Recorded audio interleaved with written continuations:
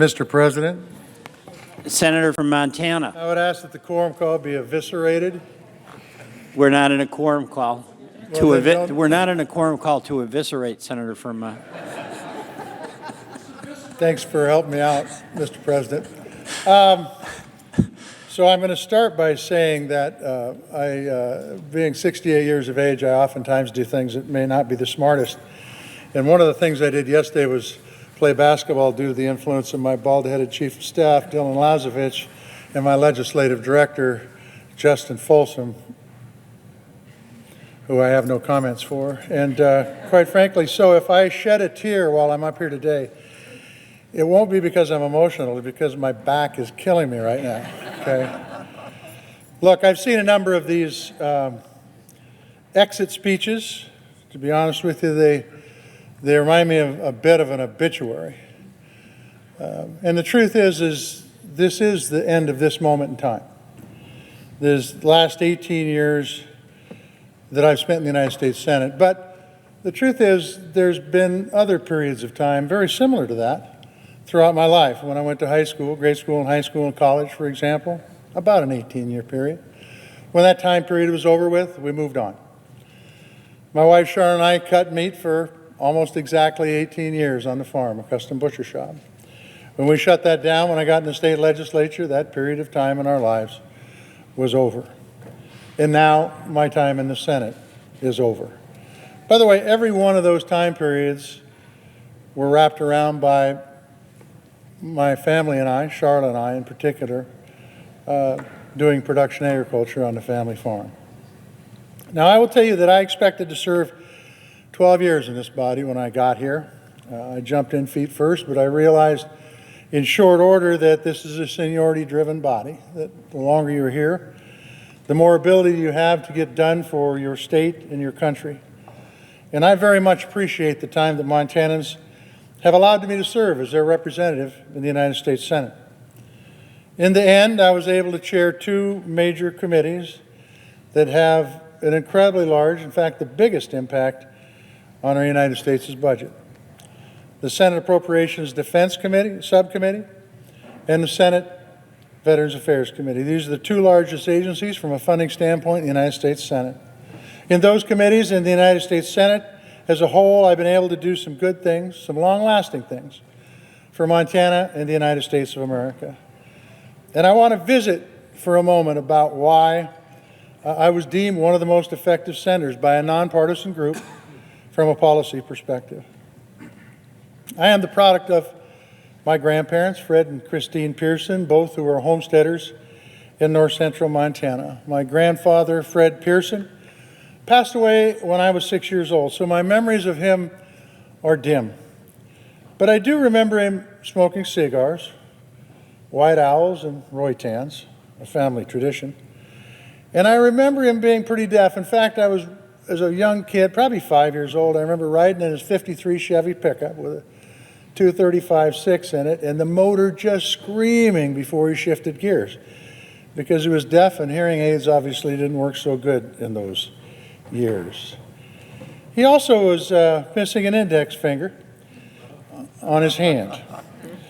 But what I found out since his passing is that he loved to work and was literally outworked by no one. Whether it was pitching bundles into a threshing machine or picking rock, this is a man who knew how to work, and he knew how to work hard.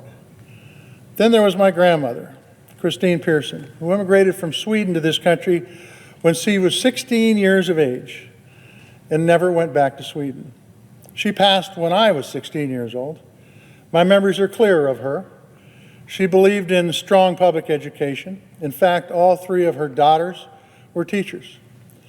She talked politics with my mother regularly and always had a copy of The Nation on her end table. My parents, Dave and Helen Tester, who were socially liberal and fiscally conservative. They were FDR Democrats. They were children of the 1930s oppression. They were both alive when I started my state legislative endeavor, and my mother was alive when I started my endeavors in the United States Senate. David O. Tester, my father, was born in Utah, the son of a miner and a sheepherder. He was raised in the Wasatch Mountains by Salt Lake City. He met my mother after the CCCs brought him to Montana. He was a horseman. He knew horses from the inside out. He knew how they thought, and he knew how to train them. He loved the outdoors, and he said the finest cathedral he ever saw was God's cathedral in the Bob Marshall Wilderness. He had a fiery but forgiving personality. In that vein, he was somewhat like John McCain. In 1 minute, he would be mad as hell at you, and shortly thereafter, he had forgotten all about it, and he was your friend. He enjoyed life and always said, life ain't worth living if you can't have fun. He was a hard-working, free spirit. Helen M. Tester, my mother, was the daughter of homesteaders. She was raised on the farm that Charla and I operate today. She loved the land, and she loved farming. She, like her dad, would taste the soil and tell you if it was ready to plant. She also loved politics. Absolutely loved John Kennedy and the Kennedy family.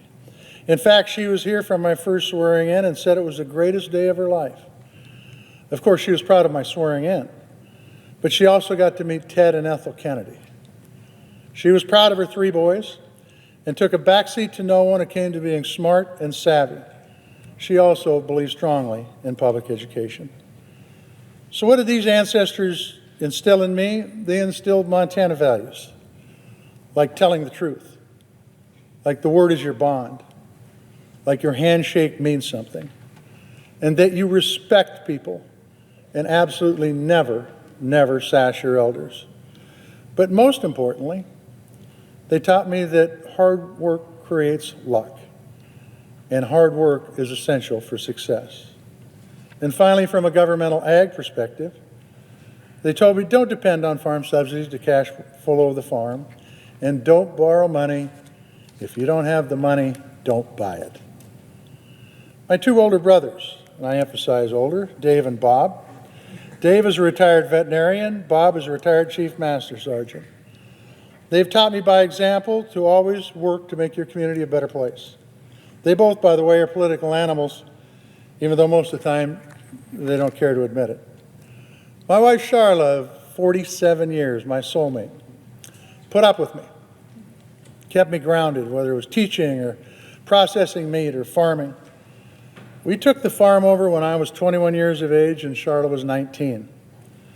For the first basic 20 years of our marriage, we spent 180 days a year processing beef and pork. That meant every other day of the year, our workplace put us across from one another with knives, very sharp knives in our hands. That taught us to choose our arguments carefully. She's always been my right-hand man, or my right-hand person. Charla has always been there, whether it was working together to seed or to hay or to harvest or even butcher a beef in miserably cold weather. And in the end, she always supported my many public service endeavors, even when she really didn't think it was a good idea. Our kids, Christine, Sean, and then later Melody, very proud of what they've done and the causes they've advocated for. Christine in healthcare, and Sean in fixing up classic cars, Melody in education. All 3 of them work every day to make their community a better place. They're not coffee drinkers and bitchers, they're doers. And then there's my public service influences. I guess I first got started when I was elected student body president in high school.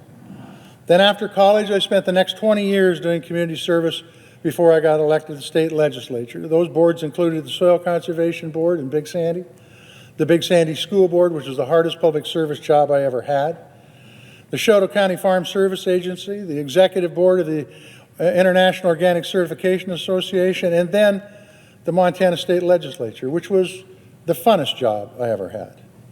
If not for term limits, I'd probably still endeavor to be a state legislator.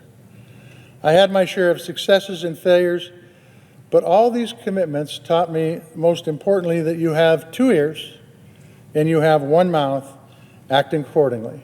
You never are right all the time, and you're never wrong all the time. So listen to what people are saying. These public influences taught me how to get stuff done. In other words, how to go to work and be a workhorse, not a show horse. Then there were influences outside of politics. Of course, our family farm. It didn't take long for me to understand that democracies don't work when you have hungry people. And over the 47 years that Charlotte and I have been on the farm, we've witnessed the challenges of consolidation in land and markets and inputs, and an increased dependence by farmers on government subsidies. In public education, the great foundation of our democracy, the great equalizer, the ability for us to have the American dream, taught me a lot, both as a student and as a teacher. But it was what the teachers taught me. I learned so much from them. The ones I liked, I learned a lot from. And in retrospect, the ones I didn't like, I probably learned more from. If you want to know what's wrong with public education today, you have to look no further than what we're paying our teachers. And infrastructure, something that we use every day, it is the foundation of our economy. For those folks that brought themselves up on their bootstraps, their boots would have no straps without good infrastructure. Valuing our natural resources, especially water.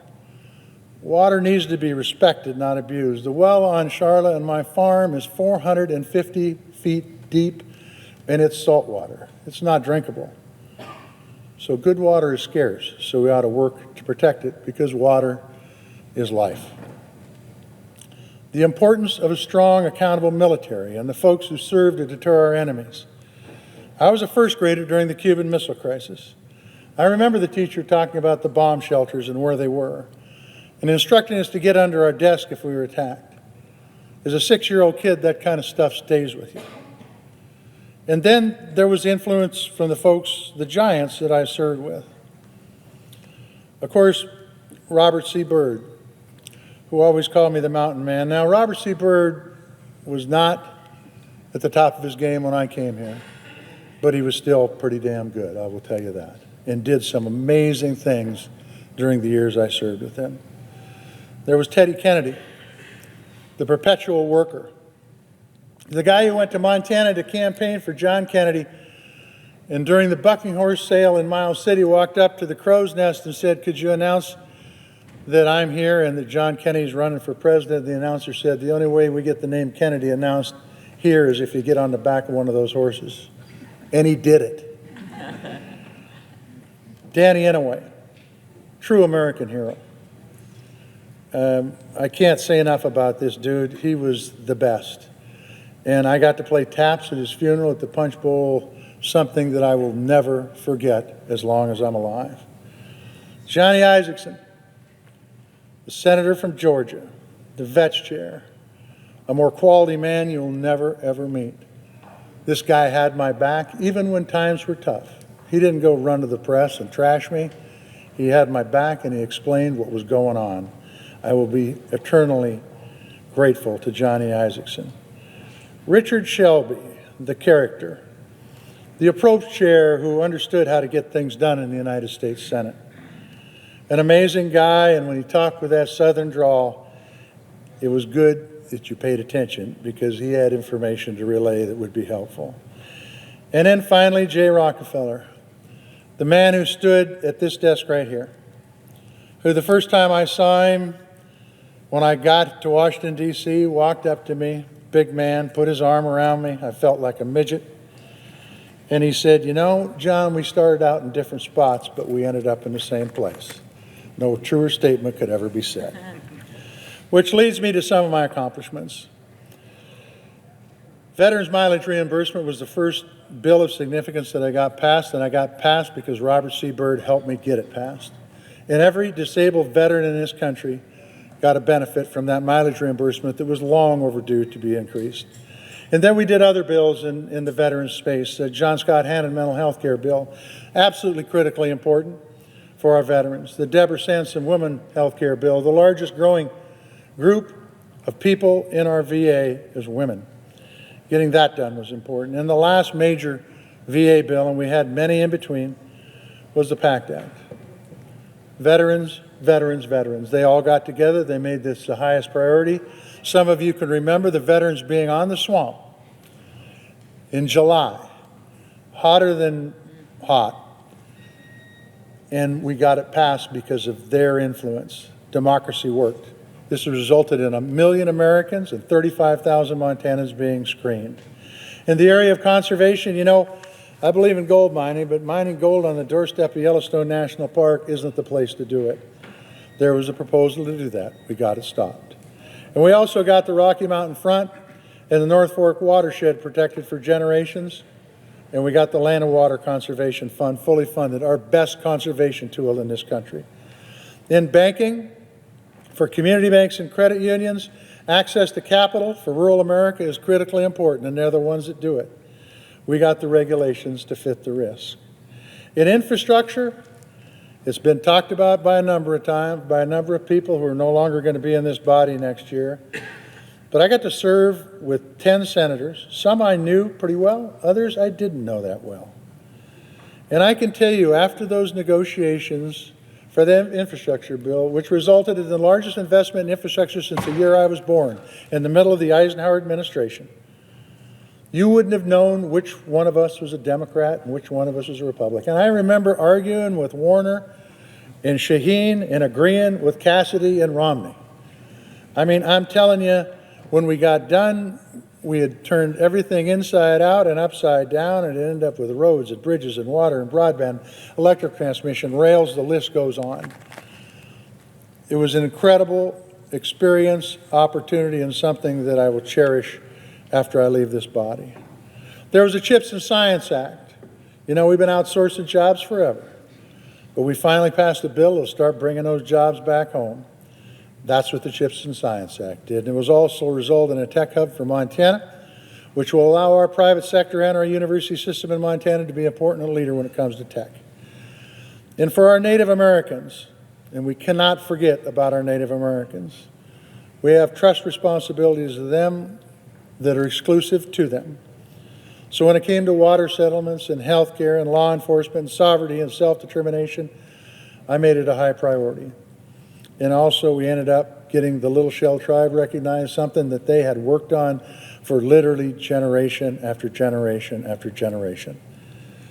Now, I can't talk enough about the important work. I took credit for all this. But the senators sitting on this floor know that the staffs are the one that really do the work. And my DC staff was outstanding, and it is outstanding. And I appreciate them a lot. And I also appreciate the work of my state staff who did constituency work. I think some of the best in the country. And I appreciate them. And I'd ask for unanimous consent that the names of those folks be put in the record. Without objection. I also want to thank the committee staff, especially all the committee staff, but especially the Vets Committee staff and the staff on the Defense Committee, Subcommittee on Appropriations. These guys are the energy that keeps the wheels of democracy moving, and I would ask unanimous consent to put their names in the record. Without objection. So you may ask, what do I see as my greatest accomplishment? I see my greatest accomplishment as being a United States Senator as a citizen legislator. Having a real full-time job outside this body, in my case, as a farmer. This is what our forefathers had in mind. Trips home every weekend. Not only preparing the seed bed and seeding till sometimes 3 in the morning, or haying, plowing down peas, getting the equipment ready, but also traveling the state, having meetings with my constituents, doing my job as a senator. I loved every minute of it, most days. I was asked to go on Codels and almost always declined because I went on a Codel every weekend back to Montana. Moving forward, I'd ask this body to please focus on public education. It is a great equalizer. It's the foundation for our democracy and our economy. Continue to work for health care that everybody can afford when they need it. In family farm agriculture, work to put more competition in the marketplace. This is ultimately what will result in less reliance on farm subsidies. Work for a fair tax code. Work for equity. Stop these damn carve-outs of our tax code. Continue to address the funding challenges in defense, in climate, in hunger, education and housing. And capitalism works if there's competition. So address the consolidation the best you can in agriculture, energy, and finance. And work to grow the middle class. The problems with income disparity are absolutely real. address the defense budget in ways that keeps us safe while holding our military and our contractors accountable. China, Russia, Iran, North Korea, those threats are real. They're doing some god-awful stuff. And we need to make sure that we have a military that will deter and hopefully never have to use it. But if we do, we win. Put some sideboards on AI, maintaining creativity and protecting privacy and freedom while stopping AI's potential to ruin humanity. And last and certainly not least, and please listen to me, I've just been through this meat grinder. We need to do some campaign finance reform. Because of our campaign finance system in this country today, we have more division than ever. We are more paralyzed as a body to do policy than we ever have before. Campaign finance reform would be good for democracy. And let me tell you something, it has to be solved with bipartisan solutions. It needs to happen. One of the frustrating things that happened was our conservative Supreme Court made the finance rules, whether it's Citizens United or McCutcheon or whatever it is. I despise these rules. I think they're horrible. I think it allows candidates to stay underground and not go out and talk to people. But I'll follow the rules, and I'll go by their rules. And then I get criticized by the same people who voted to put those folks on the Supreme Court. Crazy. Now for the staffs that we take for granted. I want to thank the folks that are on the rostrum. Whether it's a parliamentarian, the bill clerks, the reading clerks, did I forget anybody? The truth is the work you guys do is absolutely amazing, and sometimes way, way, way, way too late at night. The Sergeant at Arms and the employees under you, thank you very much for keeping us safe in this building. And for the policemen out on the street, man, I've never been around a police department that does a job as well as them. To the cloakrooms, thank you for keeping us on task. Some things we don't think about, like the wood shop and the metal shop and the painters, these folks are artisans. They do amazing work. You don't think about it, but these chairs, they're hand-built. Most of the furniture we have in our office is hand-built by some of the best people, woodworkers, metal workers, the painters you can imagine. To the janitors, thank you very much for keeping this place clean. You guys are all the lubricant to keep this place operating. And look, I spent 2 days a week for 18 years on airplanes. I was served by United and Delta, so I'm going to thank them too. And the press. My God, the press. Look, your job is to hold us accountable. Do it. And if any of these folks don't like it, and occasionally they won't, just remember that democracy and accountability go hand in hand. You need to be able to do your job, and thank you for doing the job you're doing. As I close, I would say this democracy has resulted in the greatest country that's ever existed. It is because of our forefathers' ability to compromise and think clearly about the challenges ahead and set the rules that would address these challenges. The USA exists as the greatest country ever to exist because of previous generations and senators and public officials exhibiting the ability to make sound decisions based on facts and reality, not decisions promoting political power, but realistic decisions promoting a strong future for our country and for future generations. To say that I'm worried about this country's ability to maintain the strongest economy and the most powerful military in the world would be an understatement. However, I know that a majority of people that serve in this U.S. Senate today are real legislators who want to do real legislating. To those senators, you need to make sure your voices are a majority of this body. If not, this country will change in a way that our children will not thank us for. God bless you all, and tally ho.